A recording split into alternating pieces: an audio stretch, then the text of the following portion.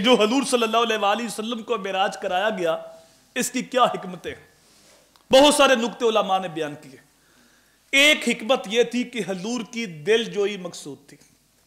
ایک رات جبریل علیہ السلام آتے ہیں، حضور صلی اللہ علیہ وآلہ وسلم کو جگایا، بطح مکہ حضور کو ساتھ لے کر آئے اور قیامت تک آنے والی امت کے اعمال دکھائے گئے۔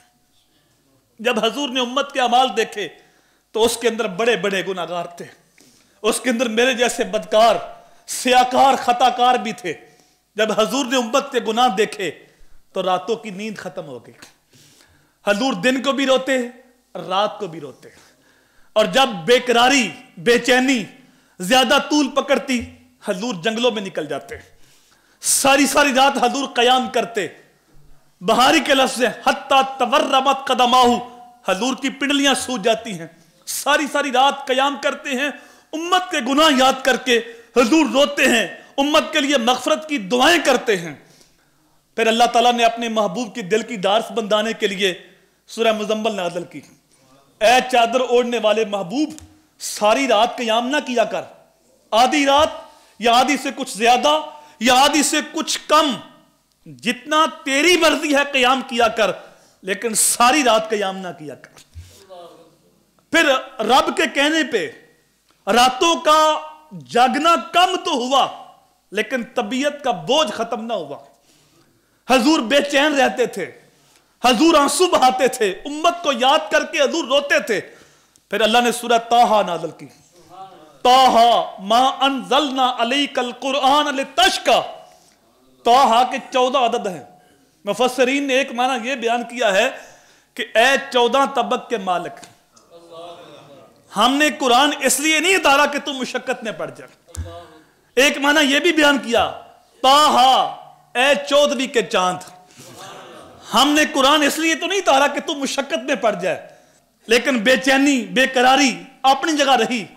تو پھر اللہ تعالیٰ نے جبریل علیہ السلام سے کہا کہ جبریل، میرے نبی نے بڑے دکھ دیکھے ہیں، طبیعت پہ بڑا بوجھ ہے، ہم کو سیر و سیاحت کا ایسا بہانہ بنائیں۔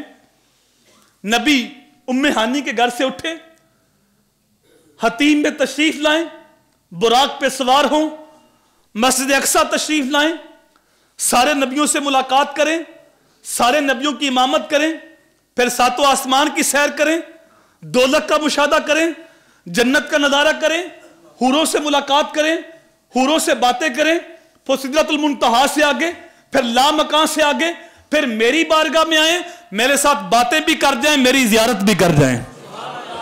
تو معراج کی حکمت یہ بیان کی گئی۔ رجب کا مہینہ تھا، 26 تاریخ تھی، 27ویں رات تھی، ایک خدا کی ذات تھی، ایک مصطفیٰ کی ذات تھی، دونوں ذاتوں میں آپس میں ملاقات تھی۔